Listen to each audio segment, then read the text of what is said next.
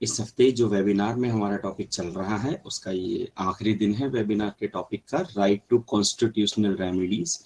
इसका जो अर्थ है वो बेसिकली ये है कि संविधान के द्वारा प्रदान की गई वो सहायताएं जिसका उपयोग यदि कानून का हमारे संविधान का पालन होने के बाद नहीं किया जाता है तो उसको कैसे अवेल किया जा सकता है, और यदि हमारे किसी अधिकार का उल्लंघन किया जाता है तो उसको कैसे अवेल किया जा सकता है, ये हमारी चर्चा चली।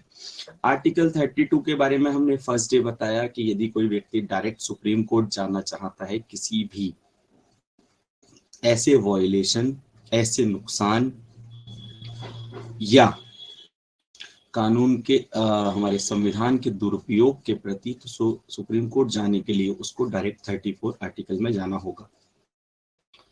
उसके बाद आर्टिकल 33 की चर्चा की, power of parliament to modify the rights, मतलब कि पार्लियामेंट के पास ही पावर है राइट्स को मॉडिफाई करने के लिए, अधिकार को मॉडिफाई करने के लिए, उनमें परिवर्तन लाने के लिए।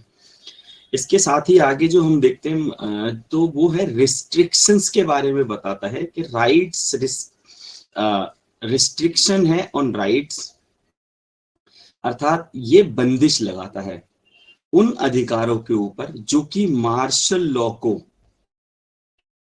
फोर्स किया गया है हमारे संविधान के अंतर्गत।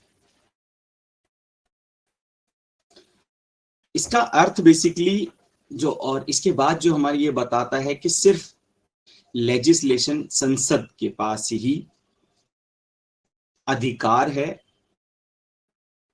सिर्फ संसद के पार्ट ही अधिकार है। इस पार्ट का मतलब जो यहाँ पर मौलिक अधिकार और मौलिक कर्तव्यों की बात की जा रही है, तो जो संसद के पास ही अधिकार है उसके अंदर फेरबदल करने का, कुछ बदलाव करने का, या फिर उसको यदि हमारे पार्लियामेंट मतलब यदि हमारे संविधान को लागू नहीं किया गया है, नहीं किया जा रहा है, तो उसको कैसे लागू किया जाना है, यह जो अधिकार है सिर्फ पार्लियामेंट के पास है। और इसके अंदर भी शैल शब्द का इस्तेमाल किया गया है, मतलब ये मैंडेटरी है। अगर इसकी लैंग्वेज पढ़े तो parliament shall have and the legislature of the state shall not have power to make loss.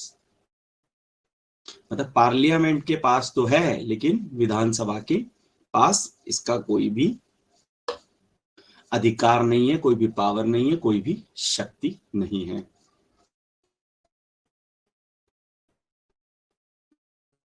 तो इस राइट टू कॉन्स्टिट्यूशनल रेमेडीज के अंदर हमने क्या देखा कि यदि संसद के द्वारा, पार्लियामेंट के द्वारा या संविधान सभा के द्वारा बनाए गए हमारे संविधान को लागू कराए जाने के बाद यदि उसका उल्लंघन होता है या उसका दुरुपयोग होता है या उसे किसी स्थान पे लागू नहीं किया जाता है, या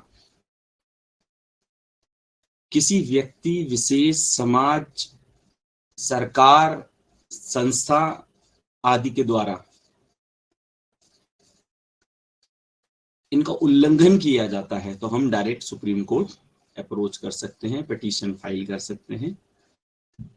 फिर संसद को ही सिर्फ अधिकार है इसके ऊपर फेरबदल करने का या इसमें अमेंडमेंट करने का, जिसे हम जर्नल भाषा में कहते हैं अमेंडमेंट करने का। विधानसभा के पास कोई भी अधिकार नहीं है। इसी के साथ ही साथियों हमारा ये आज का वेबिनार का जो टॉपिक है वो यहीं पे समाप्त होता है और मैं आप सभी से आज्ञा चाहूंगा। अब जो हम सेशन स्टार्ट करते हैं वो है हमारा प्रश्न आंसर, क्वेश्चन आंसर का सेशन है, तो प्लीज आप अपने क्वेश्चन आंसर्स बताएं। जी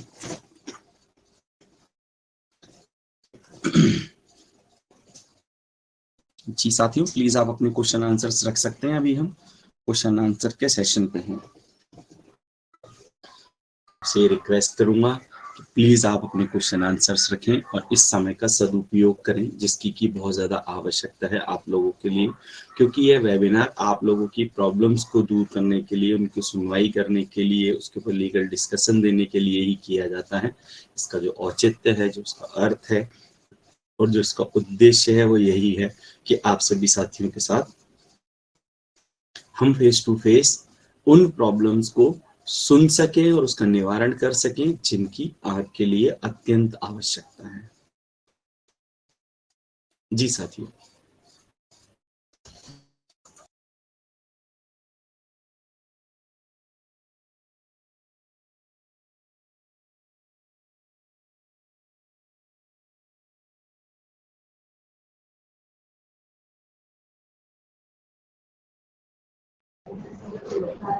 हेलो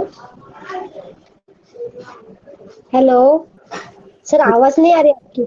हाँ दीक्षा जी, अब बताएं मुझे, मैं सुन पा रहा हूँ आपको। सर, मैं जिस एरिया में रहती हूँ ना, वो स्लम एरिया है। कहाँ पे? मुंबई में, ठीक है महाराष्ट्र। जी। तो वहां पर क्या हुआ है सर, पहले ना रिलायंस रिलायंस वाला एक ये थे, फिर बाद में अदानी, रिलायंस ने अदानी को बेच दिया टेंडर देके। तो रिलायंस का जो बिल था ना, एसआरए की वजह से वो रिलायंस वाले ने बिल नहीं भरा, क्योंकि एसआरए प्रोजेक्ट आई थी तभी। तो रिलायंस वाले ने बोला मैडम कि मैडम आप, रिलायंस एसआरए ये क्या है, प्लीज एक बार बताएंगे?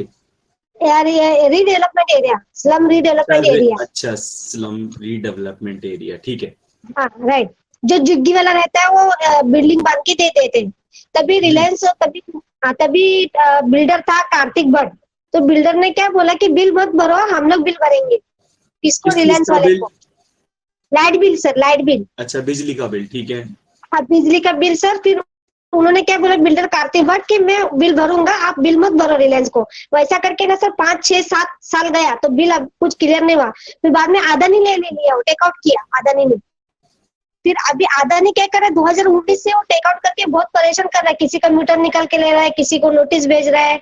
तो उसके लिए क्या रेमेडी लग सकती है सर? मैडम इसके लिए तो कॉन्ट्रैक्ट देखना पड़ेगा आपका। देखिए, क्या आपके पास ओके। कोई भी ऐसा लिखित में आश्वासन है, या क्या वो जो आपने बोला एसआरए के अंदर के, हाँ जी हाँ आज जब से ये हाँ एसआरए को बिल्डर का उसको हाँ टेक ओवर कर लेगा उसके बाद आपको बिल नहीं भरना है, क्या ऐसा कोई हाँ, लिखित में बराबर आश्वासन है? है सर, एग्रीमेंट पेपर हाँ है। तो मैडम, हाँ तो अगर वो एग्रीमेंट पेपर के तहत आपको क्या करना चाहिए कि हाँ रिलायंस को और अडानी को, दोनों को पार्टी बना के, जो भी इसकी कंपनीज हैं उनको हाँ। पार्टी बना के, और आपको सिविल कोर्ट में या कंज्यूमर कोर्ट में उसे चैलेंज करना चाहिए। वैसे तो ओके इलेक्ट्रिसिटी की स्पेशल कोर्ट होती है हर एक डिस्ट्रिक्ट में, आप उस इलेक्ट्रिसिटी की कोर्ट में उसे वहां पे चैलेंज करें कि भाई हमें मना किया गया था ये बिल ना भरने के लिए, और यदि ओके हमें मना किया गया था तो फिर हम उस बिल को क्यों भरें। तो उसके लिए ओके। तो वो जिम्मेदार है जिसने उस बिल को नहीं भरा। और इन केस अगर ऐसा हुआ कि आपको बिल भरना भी पड़ा तो उसके ऊपर सरचार्ज नहीं लगेगा। सरचार्ज समझते हैं आप, जो ओके ब्याज लगता है। ओके भाई इन केस अगर ऐसा होता है कि नहीं, कानून ये कहता है कि नहीं आपको बिल भरना पड़ेगा, तो उस कंडीशन में हमारे साथ क्या हो जाएगा कि सरचार्ज माफ हो जाएगा। सपोज करो आपका बिल होगा 5,000 का, 10,000 का, और चार्ज लगा के बिल हो गया 45-50 हजार का, तो वो चार्ज नहीं लगेगा आपके ऊपर। ये मुझे लगता है, तो आप उसे इलेक्ट्रिसिटी की कोर्ट में चैलेंज करें प्लीज। हाँ हेलो सर। हेलो जी, सर, वो थोड़ा ये हो गया, डिस्कनेक्ट हो गया क्योंकि रेंज नहीं है ना सर। वो कोई बात नहीं, मैंने आपको कहा ना इलेक्ट्रिसिटी की कोर्ट में उस ऑर्डर को चैलेंज करें, कॉन्ट्रैक्ट के साथ में इलेक्ट्रिसिटी की कोर्ट में जाएं, ठीक है। Okay sir, okay. और उसके लिए कुछ चार्जेस नहीं लगते ना सर, सर्च के लिए? क्या? जो ब्याज रहता है वो नहीं देना चाहिए ना हम लोग? नहीं, मैंने ये नहीं कहा कि देना नहीं चाहिए, मैं ये कह रहा हूँ कि जब आप कोर्ट में केस फाइल करेंगे तो ऐसा हो सकता है कि कोर्ट आपके ब्याज को माफ कर दे। अगर ओके। आपको देना भी पड़ा बिजली का बिल तो ऐसा हो सकता है, मेरी तरफ से कोई आश्वासन नहीं है।